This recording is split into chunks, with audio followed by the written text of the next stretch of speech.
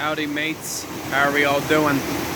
Here's a part 2 video over at the Clifton Gorge State Nature Preserve. Right now I'm actually within the gorge, so to speak. Look at the power of water, man. Freaking love it. I tell ya, you don't really see streams like this in Florida. You won't anytime soon either.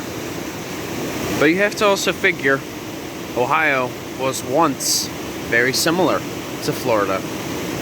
Now, if you go back 200 or so million years, Ohio was once too in a tropical environment, or I should say climate, because of the limestone.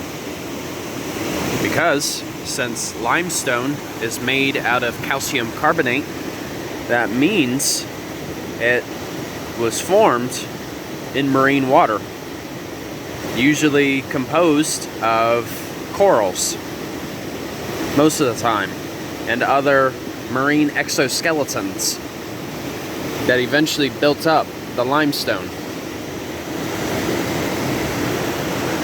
Oh wow. It feels really good to be back, man. It's overwhelming.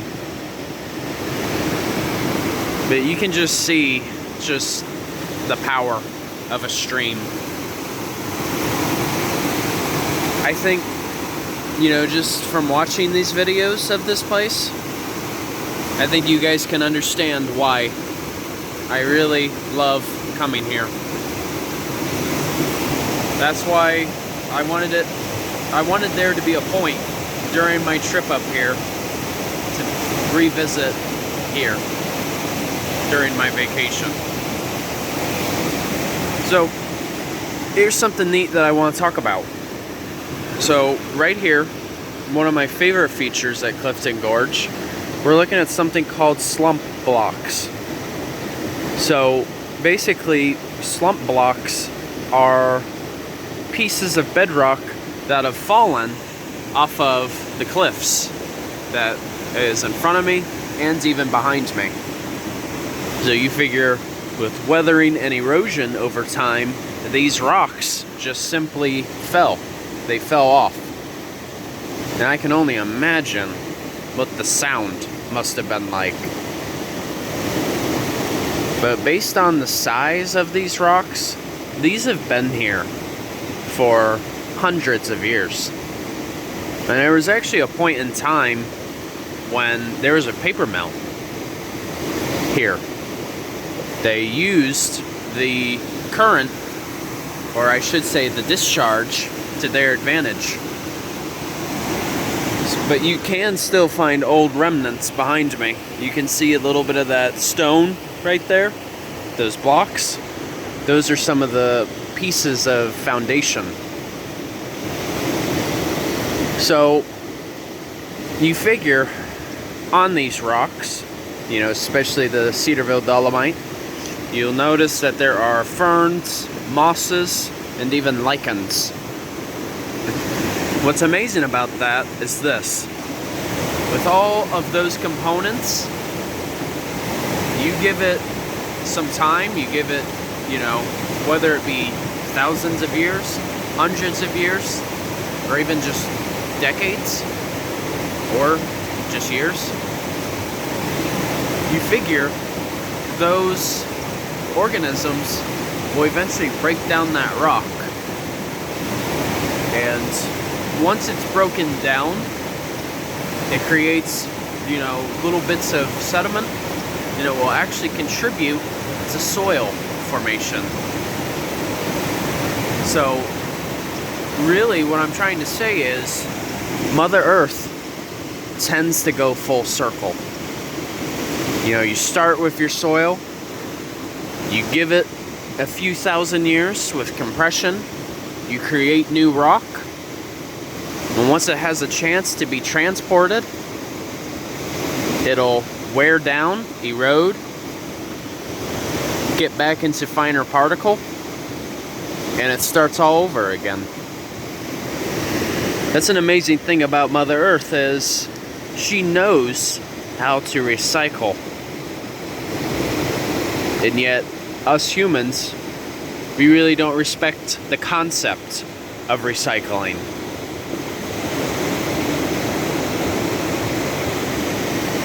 There's a slight change of subject. These trees that you're seeing up here, they're known as Northern White Cedars. They're not the same thing as Eastern Red Cedar.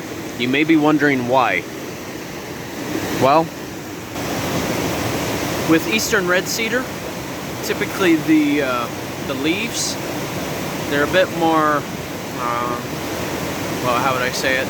They're a bit more pointed, and they're kind of like towering structures, and they're a little more rounded. Whereas a Northern White Cedar, on the other hand, the leaves are completely flat. And what's truly amazing is Northern White Cedar is not even common in Ohio. It's actually a very rare tree.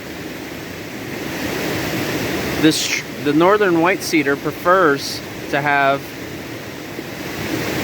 cooler temperatures. So typically you'll find these even further up north, especially in Michigan and even Canada, because they prefer more of that temperate climate, or even a bit of tundra too. So basically how they got here was due to the process of glaciation. You know, you figure when glaciers were passing through here, since they came from up north and they went southward, they basically picked up those seeds and they were transported here.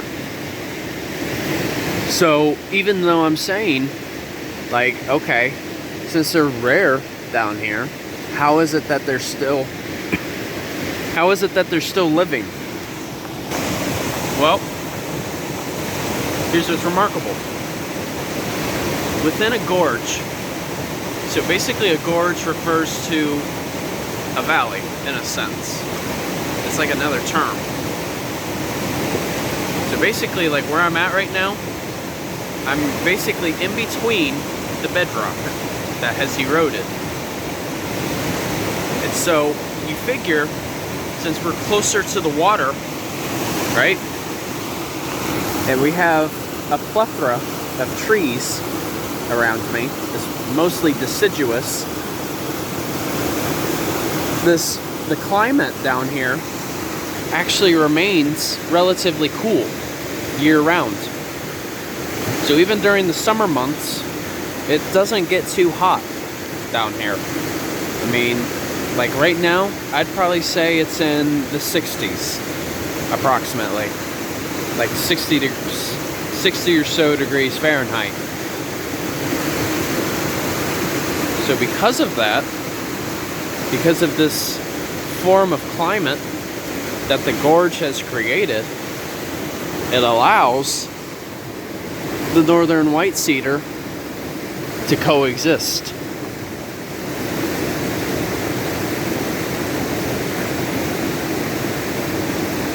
It is so neat to think about how essentially down here it has its own form of climate.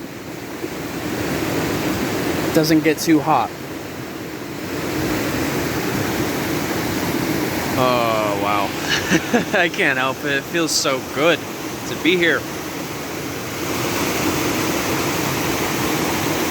But that's the point, is this area has experienced so much activity.